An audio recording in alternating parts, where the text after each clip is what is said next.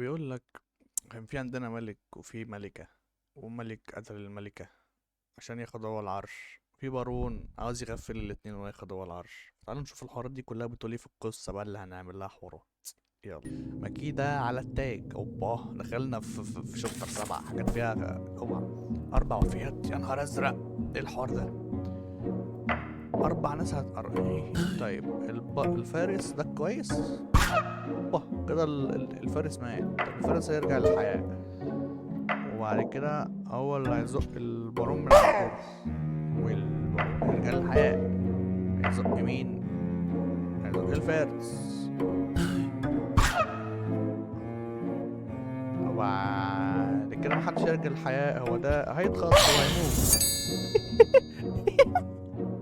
اللي بعده The Queen is rescued، يعني الملكة تم إنقاذها.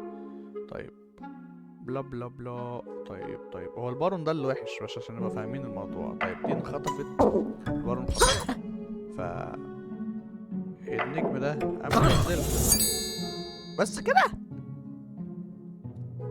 واتجوزوا. لا السيخ ليه هو النجم ده نزلها، ففي الاخر اتجوزوا. لا بلا بلا بلا. مش حلوه دي.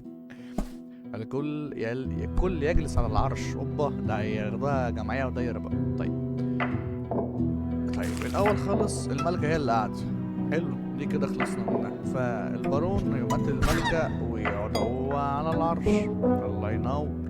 وبعد كده الفارس هيقتل البارون. ايه ده ما بيقتلش؟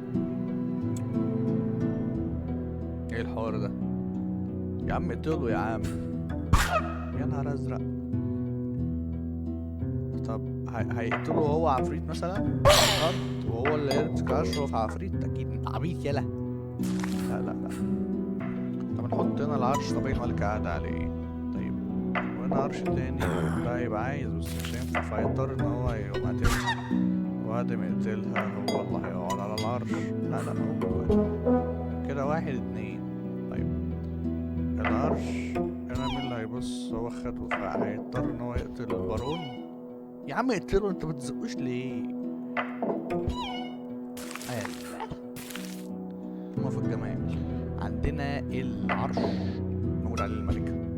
كرسي البارون هيقتل الملكة، هو اللي على العرش. حلو. لا الطبيعي ان النايت هو استنى بقى كل يجلس على العرش. طيب العرش دي قاعدة عليه، فده هيقوم قاتلها عشان يقعد مكانها. ده ابن كلب، ف عايزين النجم ده يموت عشان ده يقعد مكانه. فالكرف الفارس هيقتله. لا طب العفريت هتقتله بالظبط، فده اللي يقعد على العرش في الاخر. لا بلا بلا يا ابني يلا زعبولي. تم العفو عن المغتصب. استغفر الله العظيم يا رب. ايه ده؟ كلب؟ ايه الحوار الغريب ده؟ الخطف. طب ايه يعني الملكة هتخطف الكلب؟ لا يا عم الاتنين قشطة مع بعض. طب هنا طيب لا ده الكلب هيونش يا نهار ابيض. واو ايه الحوار المريب ده؟ طيب وبعد كده دي هينزلها وهي هترجع تمسك عرش يعني. طب هتقوم خاطفة الكلب، ف هترجع تاخد البتاع. بعد كده هتنزله في الاخر. يا لهوي دي صعبة فشخ على فكرة، محتاجة ترتيب بالظبط. يعني بص، الكلب يقوم خاطف الملكة، بعد كده يبقى هو الملك، وبعد كده هينزلها عشان خلاص بقى هو بقى الملك. بعد كده هي تكون عايزة البربق بتاعها، فهتقوم ايه خطفاه، ترجع الملكة وتقوم منزلها تاني. صعبة فشخ بس جامدة. تتزوج الملكة. تتزوج الملكة. مين اللي هيتجوز؟ تمويه؟ ايه التمويه ده؟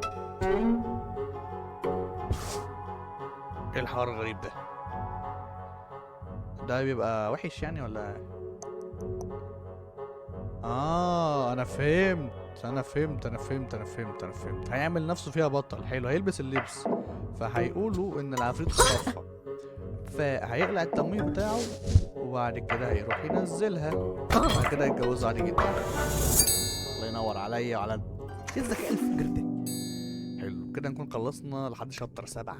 اعتقد كده كمية كويسة يعني. يا رب يكون الفيديو عجبكم. لو عجبك متنساش تعمل لايك، سبسكرايب، تشير الفيديو في كل مكان، و سلام.